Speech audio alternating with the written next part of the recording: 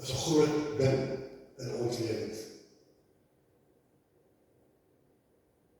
Geloof is 'n baie groot ding in die Christelike lewe.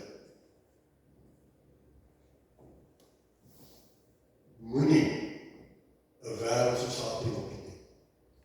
Moenie dink dat God vir jou al die jare gedoen het, of al die maande gedoen het, waar jy jou deur gedra, en lyk hy berg hoe groot, jy daar uitgekom.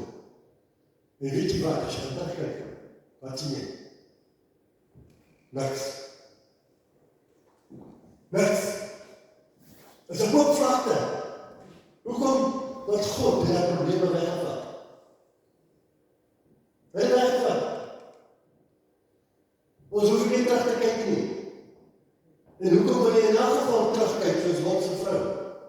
Want sodra jy begin terugkyk met boetie en sussie, dan val jy weer terug in jou wêreldse geite. Dan val jy weer terug in jou wêreldse bekommernis en goed.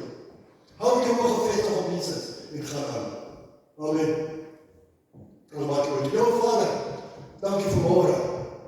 Here vir elke Matteus. Dankie Here vir die woord wat U vir my gegee het vir môre, Here.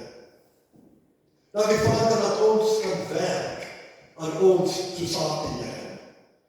Dankie dat ons kan werk om ons geloof te versterk, Here.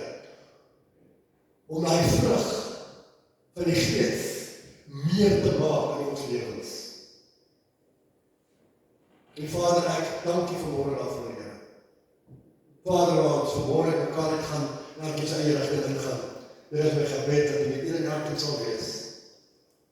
Ja, ek wil die bloed van Jesus door een en elkeen van ons, en vra Vader dat U engele sal opdrag gee, gaan na ons, om ons te beskerm, en ons op die hande te dra, sodat ons voete die geen klippe sal stap hê. En ons dank en ons versprys in Jesus naam. Amen en amen.